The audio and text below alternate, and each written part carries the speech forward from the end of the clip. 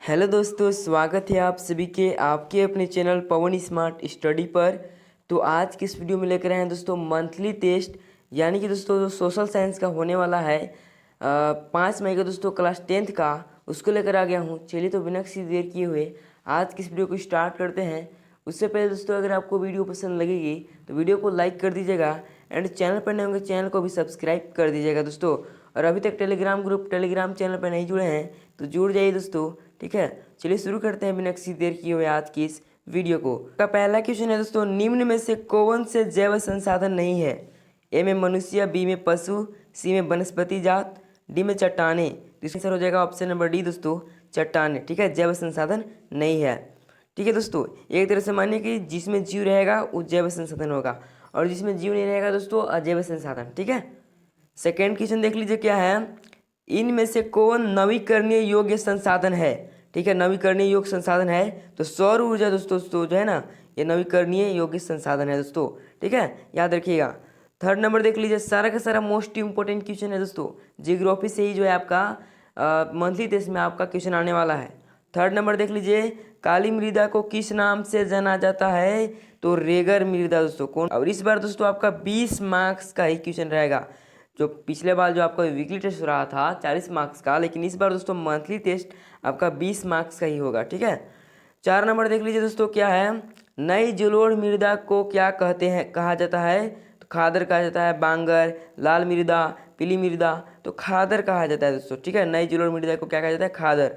ठीक है, 5वां नंबर देख लीजिए दोस्तों क्या है, किस मिट्टी में लौह धातु की अधिकता होती है? तो लाल मिट्टी में दोस्तों लौह धातु की अधिकता होती है, याद रखिएगा। ठीक है, 6 नंबर देख लीजिए दोस्तों क्या है, लौह किस प्रकार का संसाधन है? तो अनवीकरणीय योग्य दोस्तों, ऑप्शन नंबर सी हो जाएगा। लौह जो है ना अनवीकरणीय योग्य संसाधन है।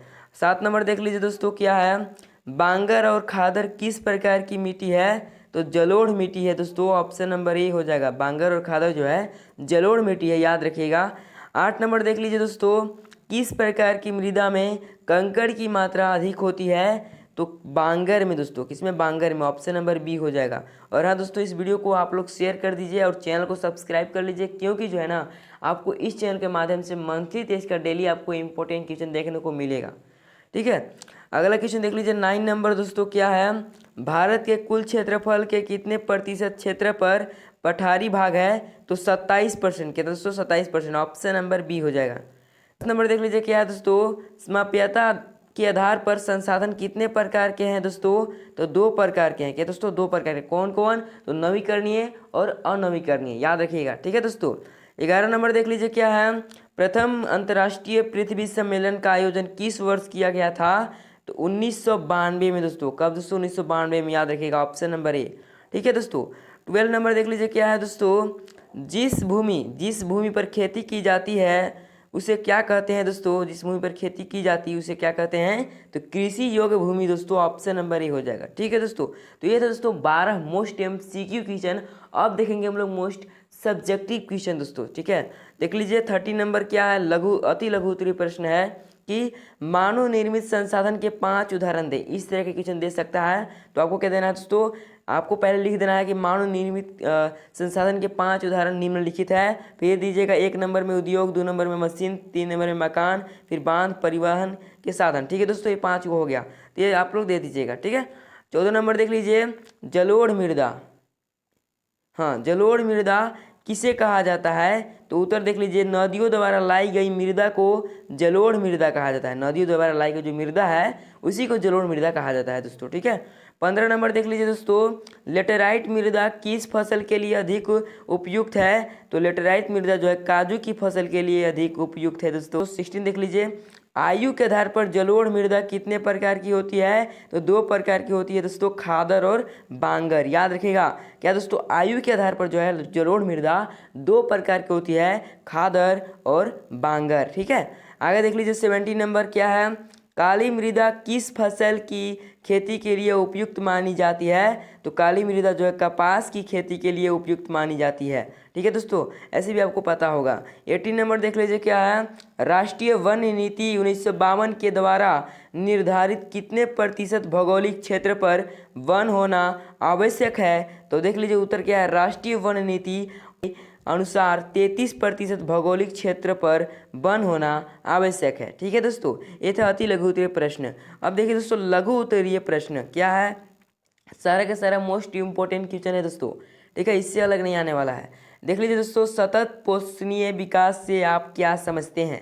ठीक है दोस्तों, सतत पोषणीय विकास जो है इससे आप क्या समझते हैं, उत्तर देख लीजिए क्या है। सतत पोषणीय विकास का अर्थ है कि विकास पर्यावरण को बिना नुकसान पहुंचाए और वर्तमान में विकास की प्रक्रिया चलती रहे और भविष्य की पीढ़ी के लिए भी संसाधन बचा रहे। अगला देख लीजिए 20 नंबर क्या है दोस्तों, देख लीजिए नवीकरणीय संसाधन और अनवीकरणीय संसाधनों में अंतर स्पष्ट करें। ठीक है दोस्तों, अंतर वाला जो क्वेश्चन है आपसे पूछ सकता है, तो क्या कीजिएगा दोस्तों, सबसे पहले आप नवीकरणीय लिख लीजिएगा, या फिर आप दो भाग में बांट भी सकते हैं, इस तरह से भी लिख सकते हैं।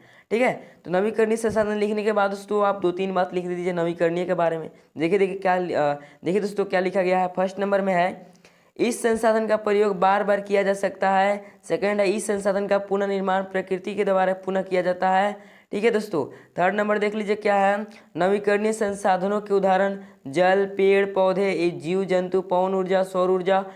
ठीक है दोस्तों, ये सभी के सभी जो है नवीकरणीय संसाधन है। ठीक है, अब देखिए बात करते हैं अनवीकरणीय संसाधन क्या है। देख लीजिए फर्स्ट में है दोस्तों इन संसाधनों का उपयोग करने के बाद समाप्त हो जाते हैं। ठीक है दोस्तों, एक ही बार उपयोग कर सकते हैं, फिर दोबारा नहीं, ये अनवीकरणीय संसाधन हो गया।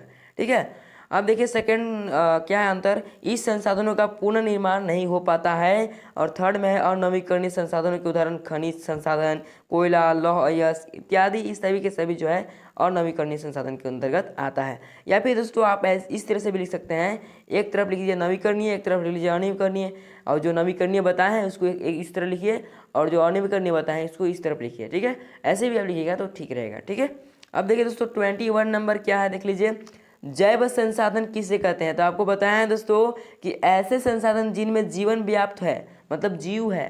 ठीक है, ऐसे ही बताया है, उसे जैव संसाधन कहते हैं, जैसे कि पशु, मनुष्य, मत्स्य, वनस्पति आदि। ठीक है, सभी के सभी जो है जैव संसाधन के उदाहरण है। ठीक है दोस्तों, आप लोग कमेंट में बताइए कि अजैव संसाधन के उदाहरण क्या हो सकते हैं। ठीक है, आगे देख लीजिए 22 नंबर क्या है, देख लीजिए दोस्तों नवीकरणीय योग्य संसाधन किसे कहा जाता है।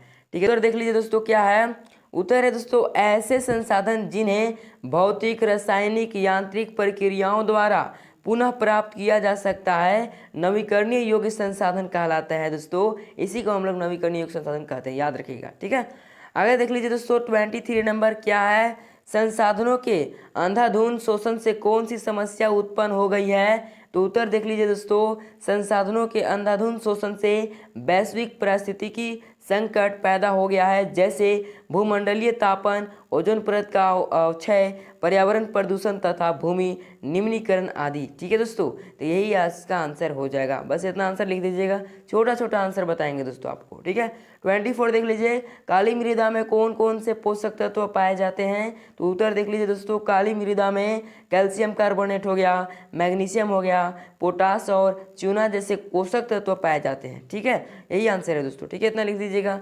25 देख लीजिए क्या है दोस्तों, मृदा अपरदन किसे कहा जाता है। मृदा अपरदन जो है किसे कहा जाता है। तो उत्तर देख लीजिए, मृदा के कटाव और उसके बहाव की प्रक्रिया को मृदा अपरदन कहा जाता है। प्राकृतिक कारणों एवं मानव निर्मित कारणों के द्वारा मिट्टी के ऊपरी सतह का बहाव हो जाता है, उसे मृदा अपरदन कहते हैं। ठीक है दोस्तों, इतना आप लोग लिख दीजिएगा, फुल मार्क्स मिल जाएगा। अब देखिए दोस्तों दीर्घ उत्तरीय प्रश्न एक देखेंगे, क्या है देख लीजिए, स्वामित्व के आधार पर संसाधनों को कितने भागों में बांटा गया है, व्याख्या करें। तो देखिए दोस्तों, स्वामित्व के आधार पर संसाधनों को 4 भागों में बांटा गया है।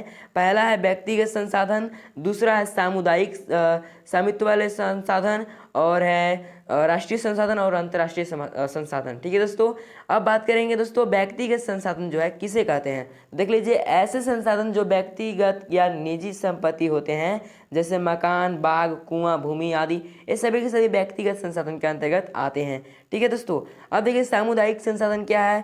तो देख लीजिए दोस्तों, ऐसे संसाधन जिसका उपयोग समुदाय या सभी लोग कर सकते हैं, जैसे दोस्तों शमशान भूमि, तालाब, पिकनिक स्थल, खेल का मैदान आदि दोस्तों सामुदायिक स्वामित्व वाले ये जो है ना संसाधन है। ठीक है, अब देखिए दोस्तों थर्ड नंबर क्या है, राष्ट्रीय संसाधन, राष्ट्रीय संसाधन क्या है? ऐसे संसाधन जो देश की संपत्ति है अर्थात सरकार के अधीन में है, जैसे सारे खनिज पदार्थ, जल संसाधन, वन्य जीव संसाधन आदि के आदि जो है ना राष्ट्रीय संसाधन है दोस्तों, मतलब राष्ट्रीय संसाधन है। ठीक है, अब देखिए दोस्तों अंतर्राष्ट्रीय संसाधन क्या है? ऐसे संसाधन जिन्हें अंतर्राष्ट्रीय संस्थाएं नियंत्रित करती है, जैसे तट रेखा से 200 समुद्री मील की दूरी से बाहर खुले महासागरीय क्षेत्र।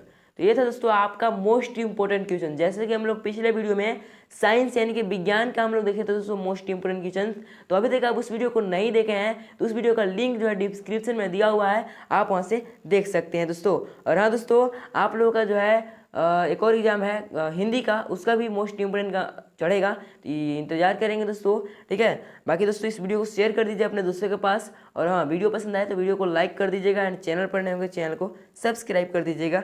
ठीक है, और हाँ दोस्तों अभी तक टेलीग्राम ग्रुप में नहीं जुड़े हैं तो जुड़ जाइए। ठीक है, वहाँ पर ही आप लोगों को PDF इसका मिल जाएगा। ठीक है, तब तक मिलते हैं किसी नेक्स्ट वीडियो में, तब तक के लिए जय हिंद जय भारत।